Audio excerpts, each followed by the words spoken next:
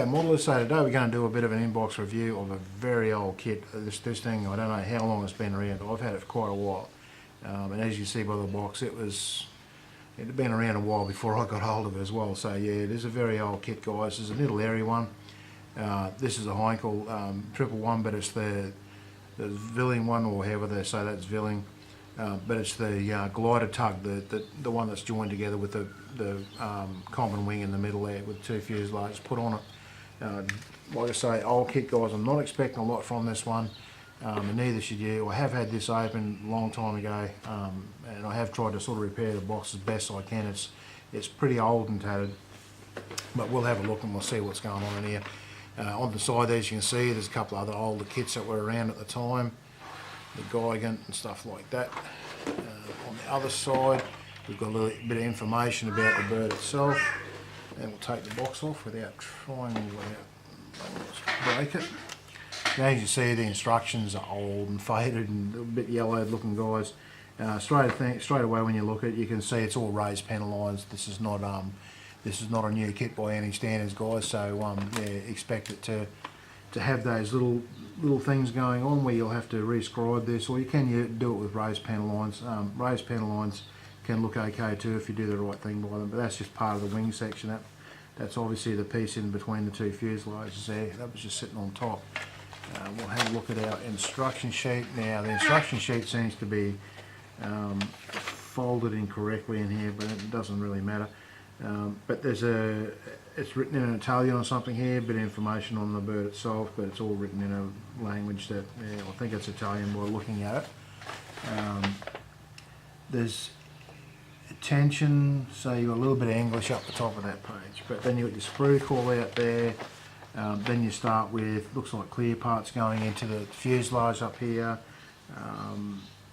Looks like a little man lying down here on his bomb running, and your pilot going together, so there's obviously figures in here as well. Then you've got all the fuselage and stuff going together. These are big chunky parts, guys. There's not a lot of detail inside it. Another little man going in his basket here for the gunning position at the top. Engine cowlings and stuff going on there. And then we have another gunner lying down. He must be, we've got a waist gunner there. I'm not sure what's going on there in that step. Looks like a repeat of that one for some reason. Unless it's just an option.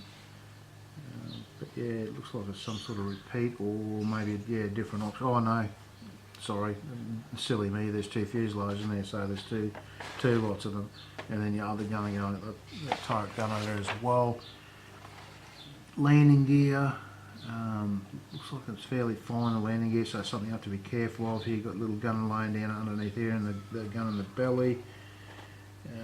Showing you to bend a bit of sprue to do some work here, which is, it's a pretty old trick, and it's something you don't see in too many new kits these days, guys. And then we've got our colour call outs here. You've got two different types of two variations there. And there's our English information there on the bird itself. Okay, so if you want to find out a little bit about it, there's a bit there, but there's a bit of stuff online too, guys, if you want to look it up. Decals are shot. They had it. They've been eaten away by something over the years, and they were in a plastic bag, but the plastic bag was eaten as well, so they're actually had it. They'll have to be replaced, which is not a problem. We should be able to get, well, in my spares box I'll have heaps of those. I took these clear plastic parts out of a bag earlier on, and before I got them in though, they were knocked around then, so but I just want to take them out so you guys can see what sort of quality they are. And look, I can see my finger through the canopies, no worries, but look, they're covered in scratches and scuffs, and they've been floating around there for quite a while, so obviously it's something you're going to have to clean up. If you get an old kit like this that's been around, that's something that's going to take a bit of work to clean up. I am going to sell this kit, or try and sell this kit to someone who's going to love it and give it the attention that it needs to put together. You could probably get replacement canopies. I'm not sure if there's vac form canopies for this kit. There may well be, but a bit of work, you can clean these up. They're not beyond repair, that's for sure. But yeah, there's quite a bit of glass work because you've got the two fuselages in this kit, so there is quite a bit of glass work to be done. And as you see, you've got a copy of that other sprue here. Again, the glass work's been knocked around, and it's not terrible glass work. It's look at my fingers, a little bit of distortion going on there because it is an older kit. You expect that, but it's not overly done. By the time you polish these up, clean up the scratches, they'll come up quite nice anyway, guys. So that's just a little bit of work that has to be done. Whoever ends up with this kit, we've got one wing broken off here, it's an underwing. All that raised detail there it's fairly fine, and you could work with it and it will come up okay. Honestly, if it was me, I'd be re-engraving. I'd be engraving all that, rescribing everything, which is a fairly big job. There's a fair bit to do on this, so and some of the areas there, I think there's a bit of riveting, so you have to be careful you didn't actually sort of take that out when you sanded things. But yeah, all the lines are there and that for it, but yeah, it'll take a bit of work. A bit of weapon loadouts going on there as well on that fuselage, on that sprue, sorry guys. A little bit of fine stuff here. These are little pin ends that go onto your weapons.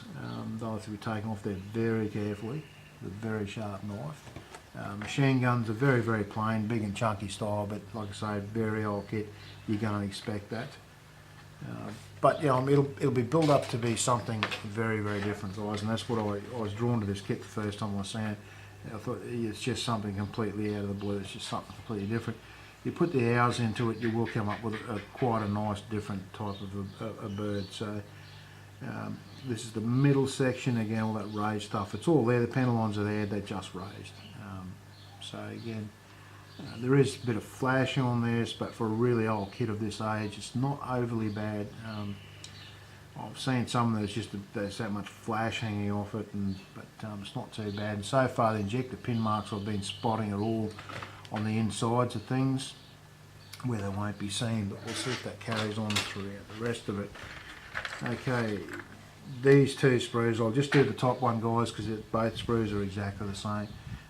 Your little men here, your little pilot and your gunners and stuff, they're not overly detailed. 72nd scale, they'll be fine. They're going to be stuck inside the fuselage. You're not going to see them all that well anyway, so they will be fine for what they're meant to be. Again, the machine gun's a bit heavy-handed, but again, old kit. Fuselage, all the panel lining and stuff is there, but again, it's raised. And this is what I was talking about with, you can see there's rivet detail going on the tail here, plus you've got the raised panel line. So it's up to you if you want to leave it raised just on that section, or try and engrave it and clean it up without taking that riveting detail. But the riveting detail is very, very fine on that tail, so you have to be very careful with it. A bit of riveting detail going on around the wing stubs as well there. That'll have to be, you have to be careful when you rescribe any of that. Again, up here, the same thing going on, but there's not actually any panel line. There's one right around that leading edge, but you can actually take that out. Wouldn't be too bad.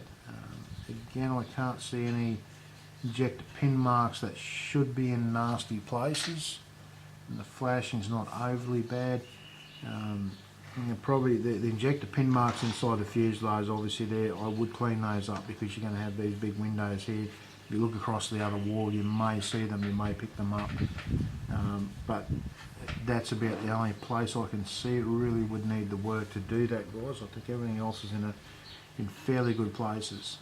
Your seat's got one in the back there, but your pilot's going to be covering that up, which is fine, so you won't see any of that.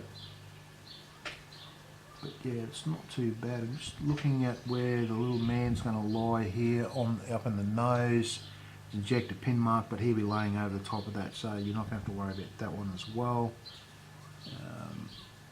We've got the separation section here.